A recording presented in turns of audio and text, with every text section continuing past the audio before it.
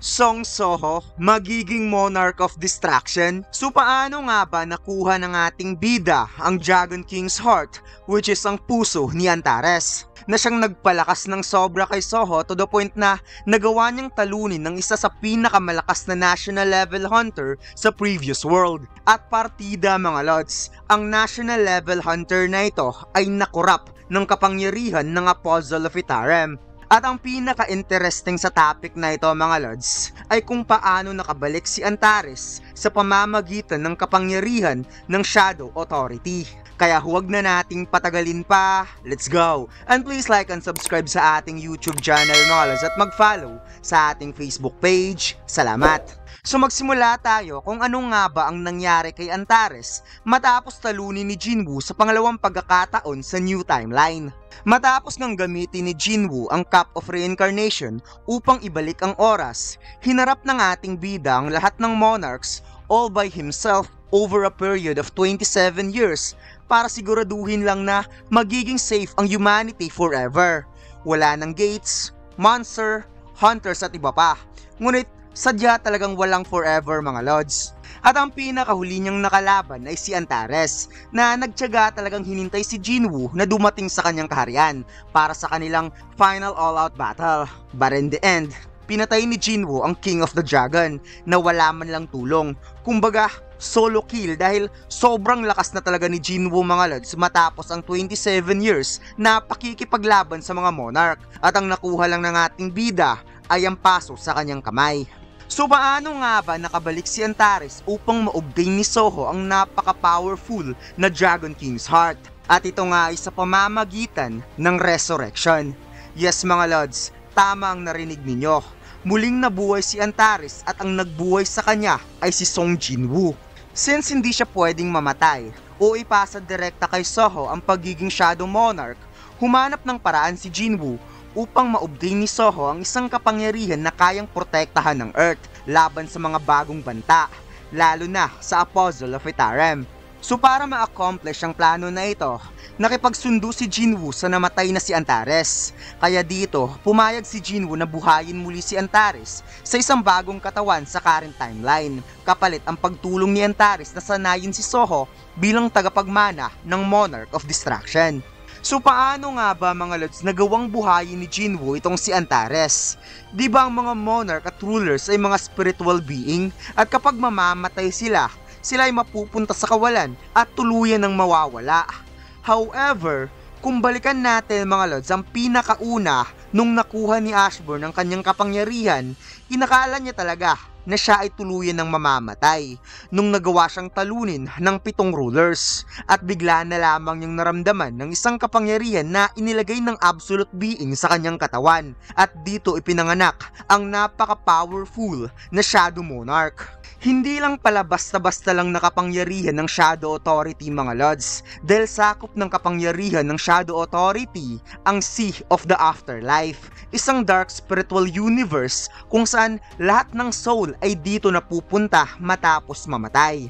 Kaya may access si Jinwoo sa Sea of Afterlife mga lods na sakop ng kanyang kapangyarihan bilang Shadow Monarch na inilarawan pa nga as a being deeper and darker kaysa sa mismong kaharian ng Shadow Monarch na tinatawag pa nga ito the World of the Eternal Slumber. At kung iisipin natin mga lods, sobrang talino ng absolute being para ipagkatiwala kay Ashburn ng ganitong klaseng kapangyarihan. Imagine, ganito rin ang ginawa ni Ashburn para ipagkatiwala kay Jinwoo ang kapangyarihan na ito, na hanggang ngayon patuloy na pinoprotektahan ni Jinwoo ang buong San Sinukob gamit ang kapangyarihan ng Shadow Authority. So how exactly na-obtain ni Soho ang Dragon King's heart ni Antares? Bago tuluyang nakuha ni Soho ang Dragon King's heart, may proseso munang dinaanan si Soho at ito nga ang job change trial na kailangan niyang kumplituhin upang maging tagapagmana ng Monarch of Distraction. So matapos makipag-deal ni Jinwoo kay Antares mga lods na ang kanyang anak ay magiging sunod na Monarch of Distraction, inihanda kaagad ni Jinwoo ang system para sa proseso ng pagiging successor ni Soho. At dito nga nalikha ang job change quest, The Dragon King's Trial.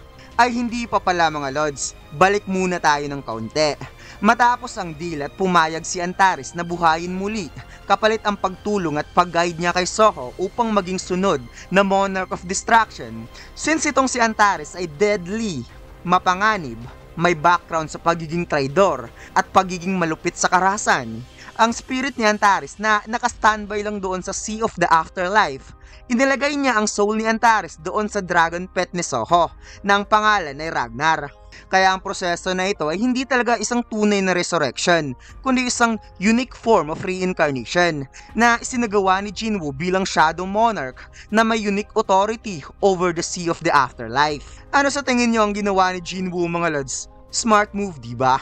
So balik tayo, mga lods, sa Jabjin's quest, The Dragon King's Trial.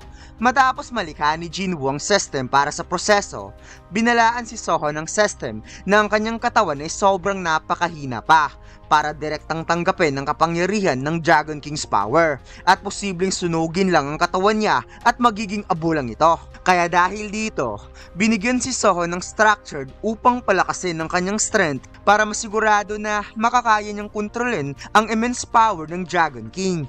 Ang unang trial ni Soho ay dapat niyang maabot ang level 99. Ito ang una at pinaka-straightforward na objective ni Soho, ang ma-reach ang level 99. Ang task na ito ay ginawa upang piliting mahasa ni Soho at lubusang mamaster ang kanyang current available na taglay na kapangyarihan at upang dumaan sa malaking pag-unlad or basically growth bago siya maging handa sa susunod na trials na mas mahirap pa ng mga pagsubok. Kaya matapos ma-achieve ni Soho ang required level, dito niya na na-obtain ang Dragon King's Heart by receiving a gift reward from system, kung saan ang napakalakas na enerhiya mula sa Dragon King's Heart ay dumaloy sa buong katawan ni Soho na siyang nagpa-transform sa kakayahan ng ating bida at nagdulot ng mutation or evolution sa skill mismo ni Soho. Matapos ma-obtain ni Soho ang Dragon King's Heart ni Antares, si Soho ay naging isang nilalang na kasing lakas na ng isang monarch. Isang monarch na hindi kayang sukatin ng magical powers, to the point na maihahambing na ang lakas niya sa ibang monarch. However, hindi pa rin siya kasing lakas ng kanyang ama. Grabe, parang god level na ata yung si Jinwoo, mga lods. Ang key ability na nag-grant ni Soho matapos niyang ma-obtain ang Dragon King's Heart, una ay ang hindi masukat na magic power.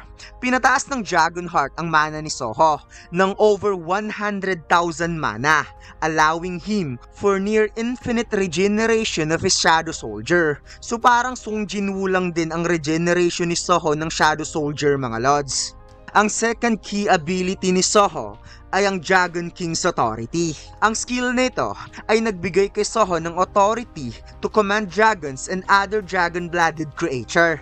Pangatlo ay ang Breath of Destruction. Na-access ni Soho ang signature destructive ability ni Antares, which allows him to unleash ng napakalakas na rumaragas ang kulay pula at itim na apoy. At sa sobrang lakas ng attacking ito, ay kaya nitong sunugin ng isang sandata na may naka-imbue na kapangyarihan galing sa Outer Gods.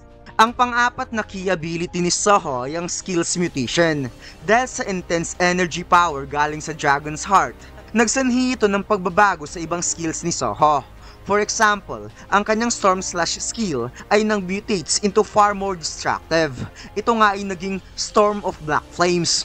Ang panglimang key ability naman na ibinigay sa kanya ng Dragon's Heart ay na-enhance ang kanyang Shadow Soldier. Ang Dragon Heart's power ay sumanib lang naman sa Shadow Monarch ability ni Soho. Ang kanyang Shadow Soldier ay binalutan lang naman ng Black at Red Flames na nagbigay ng kakayahan sa mga Shadow Soldier na makapag-regenerate habang sabay na winawasak at nire-reform ang sarili due to clashing destructive nature ng Shadow at Dragon Monarchs. Even though nakuha ni Soho ang Dragon King's Heart sa first trial, ang kanyang journey ay hindi pa tapos. Kailangan pa niyang pagdaanan ng mga trial to fully master the authority power of the Dragon King. Just like Jinwoo after receiving Black Heart, hindi siya naging fully Monarch of Shadow. Still halfway until Ashburn allows him to become the successor of the Shadow Monarch. Kaya matapos ma-obtain ni Soho ang Dragon King's Heart, kailangan pa niyang kumpletuhin ng karagdagang trial, which is ang Dragonic Trial. Ito ay upang patunayan ng kanyang kakayahan. kailangang mamaster ni Soho ang Breath of Distraction. During sa trial na ito, nakaharap ni Soho ang power figure ni Baran, ang Demon King, the Monarch of the White Flames. Sa laban ni Soho against Demon King Baran, ay dito natutunan ni Soho kung paano ma-utilize ng maayos ang Breath of Distraction, ang signature ability ni Antares, kung saan nag-unleash si Soho ng rumaragas ang apoy na may kulay na pinagsamang black at red flame. Another part sa journey ni Soho dito sa Dragonic Trial ay ang laban niya against the national level hunter si Dark Bakchan.